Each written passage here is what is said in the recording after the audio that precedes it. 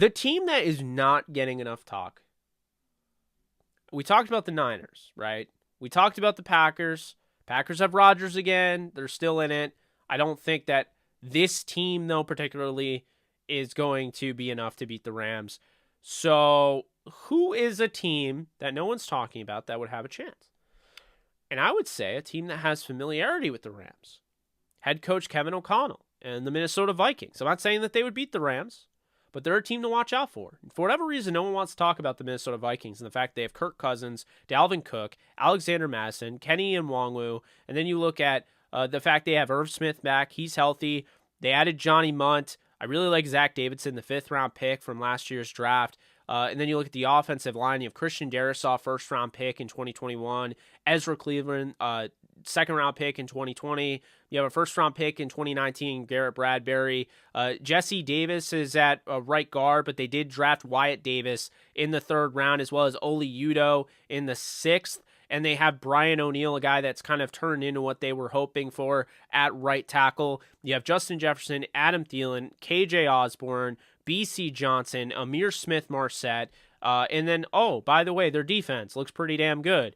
You get Harrison Phillips from Buffalo. You have Jalen Twyman. You have Dalvin Tomlinson, okay? Then you have Armon Watts, who I think is underrated, a 6th-round pick out of Arkansas in 2019. You have Zadarius Smith, who you just added. DJ Wonham played really well. Janarius Robinson is a 4th-round pick in 2021. Jordan Hicks came over from Arizona. That was a really underrated and a really good signing.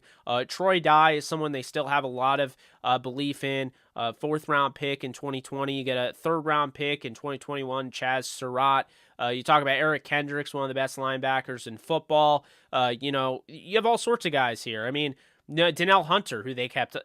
Danielle Hunter, sorry. I can never say that guy's name right. Kenny Willekes, Patrick Jones, the 2nd, a 3rd-round pick in 2020. You have Patrick Peterson, who came back on a 1-year deal. You have Chandon Sullivan coming from Green Bay, who's going to help you in the slot.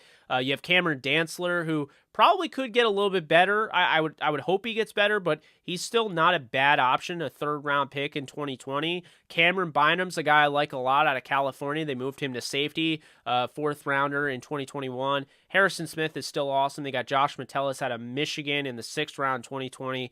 This Vikings team, no one is talking about them. I mean, I would argue that this Vikings team could beat Tampa, they could beat Green Bay, they could beat the Niners. They are a very good football team. The only issue that people seem to have is that Kirk Cousins, can't win big games. That's the biggest issue that people are saying. But what if putting Kevin O'Connell in that Sean McVay-inspired offense is all it really took to get Kirk Cousins back on that path? Because think about it. When he was with Kevin Stefanski, there were good times, there were bad times. I think Kevin O'Connell focusing more on less about being a defensive-minded team like Zimmer did, and more about being an offensive-minded team, and now having a defense to boot. I'm not going to lie to you. This Vikings team is not getting anywhere near enough credit that they should be getting. And if we're talking about any team that is a dark horse to sneak up on the Rams and win the NFC, it's not the Bucs. It is not the Niners, because they're not really a dark horse. It is not the Packers. It's the Vikings. And the Vikings could still somehow steal the North. I'm not saying they will, but I think there's a chance. And I just don't think we're talking about this team enough. This is a really good roster on paper, and I think it's only going to get better in the draft. And I will say this. This roster is so good, in my opinion, so much better than what many would have expected, that I'm looking at this team, and I was just talking to Alexis about this right after we interviewed one of the prospects today. And I was like, we're going through, and Jacksonville's picking one, and we're like, you know what? Jacksonville, they could go with a Kwanwu. They could go with, I forget his name now. Totally just the guy for Michigan. She loves him. Aiden Hutchinson. They could go for those guys, right? Why would Jacksonville go for any of those guys? Why would Jacksonville not trade down?